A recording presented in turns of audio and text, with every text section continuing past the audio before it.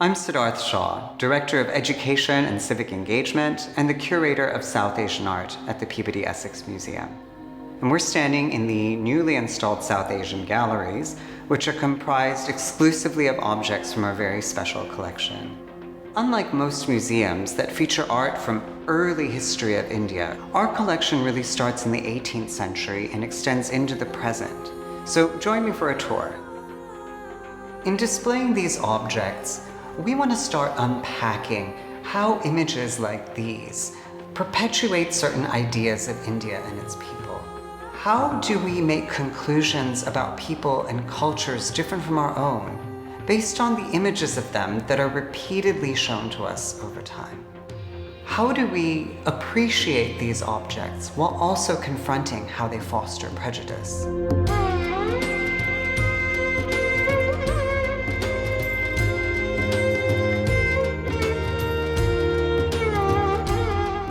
This clay figure represents an elderly woman spinning cotton into thread at a spinning wheel.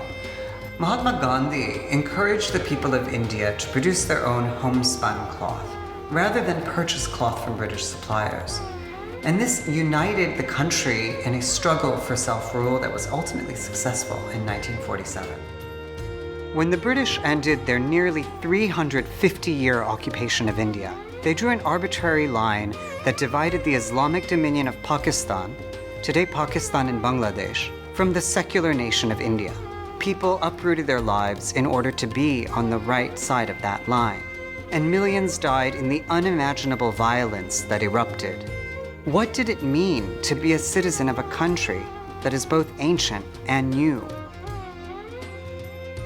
This section features work by M.F. Husain, produced in 1971 and inspired by the Mahabharata, the longest epic in human history. For Husain, the epic became a metaphor for the conflicts that beset the Indian subcontinent, with painful ruptures that turned countrymen against one another. The 5 paintings in this section portray Husain's vision of the epic and speak to the tensions that still rack India today. Following partition, millions of refugees flooded major cities, seeking to establish their lives in a land that was also seeking to establish itself. Building a democratic and secular nation required Indian citizens to set aside long-standing religious, cultural, and class differences in order to build a shared future. The Indian Constitution guarantees equality for all its citizens, regardless of religion, but hostility between the Hindus and Muslims increased in the wake of partition.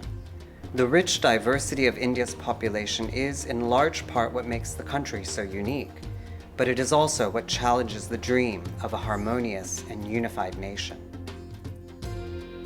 Although some art historians have claimed abstraction as a Western invention, the works in this section draw on the sacred geometry of much earlier Hindu, Buddhist, and Islamic art. The people of India visualize the divine in a staggering range of forms and images, and while some emphasize the differences between faiths, many approach spirituality from a mystical perspective that privileges the oneness of all humanity.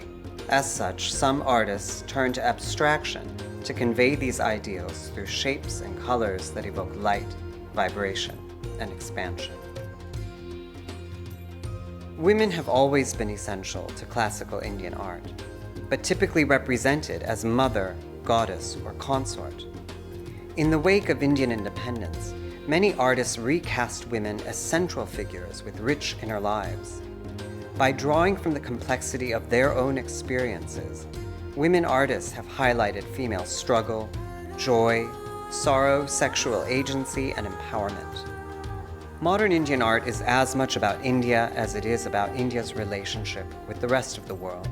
Artists have drawn from its cosmopolitan cities and have looked outward, studying global and Western art history, traveling and working abroad, and borrowing across time and culture. It's taken us well over 2 years to install these galleries, and particularly with the circumstances and various setbacks of our current times, I'm thrilled that they're open and excited to share them with you virtually and hopefully in person as well. Thank you.